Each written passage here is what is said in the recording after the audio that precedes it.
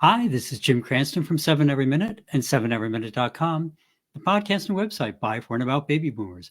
Thanks for joining me tonight to take the next step in envisioning our future. So let's get going.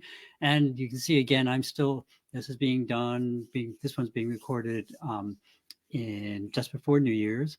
And we're still just getting over the cold snap that happened and all the weather that came along with it. So I'm in multiple layers. And I have friends, actually, a good friend of mine is out in Buffalo right now.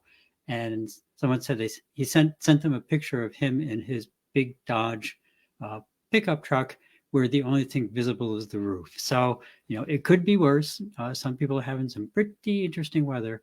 So I'm glad you made it, and I hope you enjoy this. What we're going to talk about tonight. Remember, as always, if you like what you're hearing, please hit that like button, tell your friends. And if not, tell me. We'll find out what's more interests you. So remember that last week we talked about how growth usually happens outside of our comfort zones. If we want to grow our lives, then we're most likely have to make some changes in them. And we also talked about how change is always a little scary to our brain and how to get our brain to become more comfortable with the new future that we're envisioning. So the core of this technique is to use our imagination and our senses to envision the future that we want, to treat it as kind of a memory which already happened, and then work backwards to the present, the actual present, and envision the steps and situations that allowed that new future to happen. So instead of imagining a future goal that then requires us to solve many unknown problems, we imagine a present goal attained. We're already there. We've already succeeded at what we do. Imagine the whole thing in great detail, people talking to us, everything. We're already there. We've succeeded. And then we work back to the real present time and think about how we worked through and solved all the problems on that journey. Recall, that our brain is very good at working backwards from a goal. Remember, even as a child, we were talking about it last week, when we could more easily solve a puzzle maze by starting at the end and working back towards the beginning. And there are a lot of reasons for that, but I think one of the big reasons is once you're at the end, you can get there. And so now it's kind of like your brain's kind of, oh yeah, we can just solve this. When you're starting from the other end, it seems everything leads to a dead end. It's very discouraging. So I have a little picture to share, and that is this one. Thank you for Pixel Bay, I think was his name. It's Creative Commons image. And so what we see here, imagine there's something blocking that tunnel, like a big tree fell down, or there's a truck parked there or something. It doesn't have to be huge, but we can't see the tunnel at all. And so we come up to this situation, and in reality, it's probably more likely maybe not a tree down, but it could be a concerned friend or a parent telling us we should just be satisfied with what we have. Don't take a risk for the unknown. And so here we are, and we kind of like, I'm not really happy where I am. I mean, it's kind of an okay view, but I have a feeling if I go around the corner, it's going to be a lot nicer view, a lot better things. But a lot of people in society, they kind of say, well, but you have a good job, and that the house is okay, or whatever they're telling you to be satisfied with. They say, don't take the risk. Be satisfied with what you have. But you have this fire inside you. And this fire is going, now, I know there's better stuff that I can do. There's more things I can do. And so you get to this situation. Here we are. Let me get over here to see if you can see my cursor. Yeah. So here we're at here. And we take the blue sign and go all the way around. And it's scary, right? Because you can see there's a wall. So if there's a wall, what's on the other side of the wall? Who really knows? So the whole thing's kind of scary. And so we often imagine on a new thing all the things that go wrong, right? We have the winding turns. And so we think of all the problems that might come up and the things we have to overcome and the chances we might have to take. If we take the obvious path of following the blue arrow to the right, so what's around the corner, right? Maybe it's a dead end. Maybe there's a monster waiting. Maybe it's a cliff. Maybe that's where all the robbers are hiding. And our mind and society will tell us all the reasons that trying to reach our big goal or goals is too risky to take the chance. But if we go all the way to the other end and let our brain kind of mull on the problem a bit, maybe overnight, maybe with some envisionment prompting over the course of many days or weeks, suddenly it all changes. Our mind doesn't have to solve all the problems all at once and gets the chance to picture itself on the other side of that mountain and to get comfortable with the idea that it was even possible. Then when we turn around in our imaginary journey, we can suddenly see that tunnel leading all around the obstacles and connecting our desired future to our current present. So, we went from going with something that was completely undoable, or at least very scary by all the things over here that who knows what's over there, to, you know, yeah, we had to figure out how to get through here. There might have been things in the way. Maybe there was a tree falling down. I'm not saying that it's not going to be any effort, but now our mind believes that it can happen. And so it changes the dynamic considerably.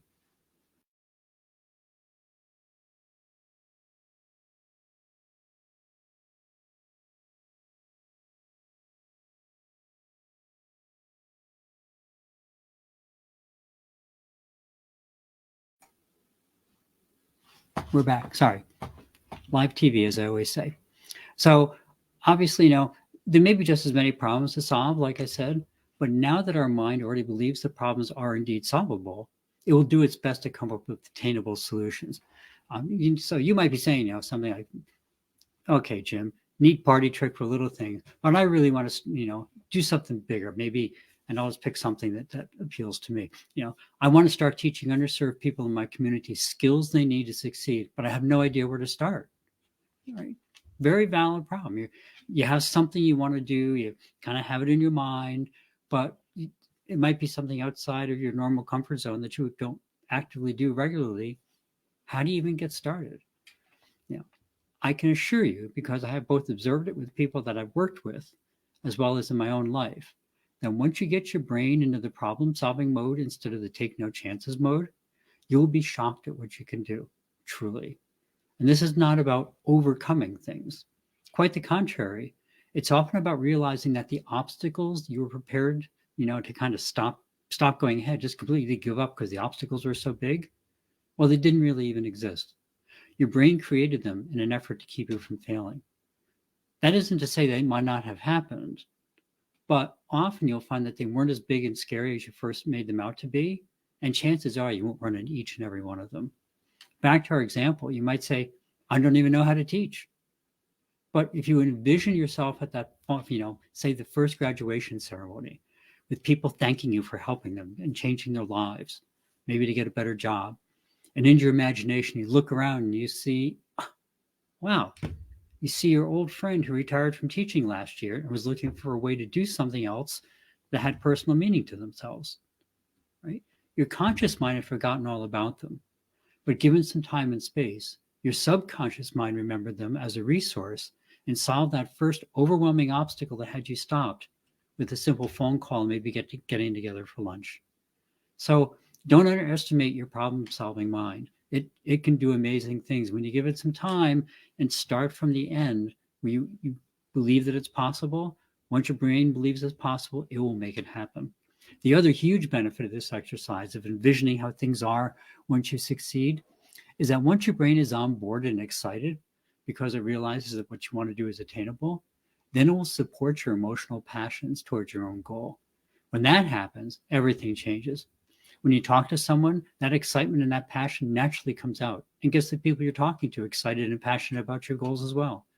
Remember, we talked about this when Jose Andres of the World Central Kitchen first showed up in Ukraine to help them start feeding the people because in the destroyed cities. The people he met wanted to help, and they might have been doing something, but they wanted to do more, but they didn't believe they could. Jose's own passion rekindled their passion and belief in themselves. And they made huge progress in their capabilities to the point of serving tens of millions of meals now, right? Did they still have issues like an ongoing war? Obviously, of course. But now they realized and believed they could overcome about anything because they believed in the outcome, they believed in themselves. We'll be talking about this more in our upcoming course, See Our Future Transformed. But for now, remember those first steps to imagine everything already attaining your goal. Once you envision the goal is done, and your mind believes that it's possible to do, it will start then working backwards and do things. So start by imagining that goal completed in amazing detail. Think of the sights, the sounds, the smells, the food, the languages, the people you've helped, other people congratulating you, every single thing that you can imagine about what you want to attain. Now your brain can safely work through all the logistics from a safe distance and find solutions that it and you are comfortable with, right? We talked about this before. Again, just another little nugget tonight. But I would encourage you to take something you have wanted to do but seemed impossible and overwhelming, a vacation trip, paying off a debt, anything you wanted to do but didn't know where to start. Then turn it around and start at the end, at the goal. Imagine getting off the plane in some new country, getting a credit card statement with a zero balance, whatever it is that you didn't think could happen. Then really imagine it in every detail, what it feels like to have accomplished something you already wanted, what people are saying. Again, the sounds, the smells, the sights, holding something from it, talking to people in the shops, whatever it is that makes that real to you. Then make a vision board. Remember, we talked about this to help keep your vision in your head and look at least every day, probably more often, just something you walk by and you look at it and you stop for a second and think about it. And a vision board can be just pictures of where you want to do or what you want to attain, the lifestyle that you wish to have, the people you wish to help, whatever it is that helps you envision that goal.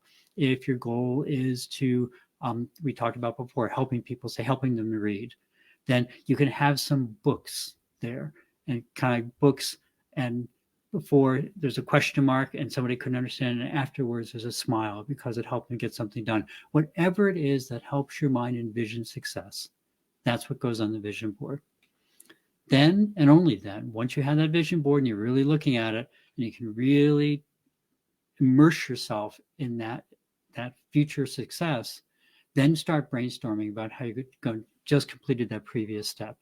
So you think about the graduation in our little example, and then you imagine people coming in and you remember the people saying, wow, I remember a couple months ago, I didn't think we would ever be able to get that space rented. You go, oh, that's right. There was a space I saw for rent. And your mind will work backwards and help you step through every single piece. You know, it's amazing how that will work. And you have to have faith in the process because the process really true works. Your brain wants you to succeed, and it also wants you to be safe. And that safety part is what keeps you stuck where you are because it doesn't want you to fail and wants you to succeed. Once you get your brain on board thinking, oh, yes, I can really do this, and here's what the end will look like, your brain will solve all the issues. Don't worry about it. Have faith in it. So we'll talk about this after Christmas, but start now by picking some SMART goals. Remember, SMART goals, back a couple issues, a specific goal with a timeline and an outcome you can measure. And again, it's really important. Don't imagine working towards your SMART goal. Imagine being at your goal and working backwards. So you want to set a SMART goal, but then you don't want to imagine this trudgery journey to get to that point. No, you want to imagine your SMART goal, then imagine yourself there, do the vision board, and work backwards. It's really, really critical. And we'll work on it together. So again, we'll be talking more about this, like I said, in our course, See Your Future Transformed, coming up probably in January. Saw a real interesting post. Somebody said, why is everybody all wrapped around New Year's? You know, if you're not working on your life every day, just working on your life one day of the year is not it. So, you know, I would rather start in February. We're aiming for January, but to me, it's more important that we work consistently towards our goals rather than a particular date. I know January 1st, everybody makes resolutions. We already talked about that. Resolutions aren't good. Dreams aren't good. Goals are good. So we will get the course done as soon as we can get it done. We will start it as soon as we can start it. And I'll let you know more details as they arrive. So that's it for the evening. Please remember the war in Ukraine. As I mentioned, it is definitely going on in the worst ways right now. Russia is just trying to lay waste to everything, basically because that's the way they run wars. And they just try and make everybody's life miserable.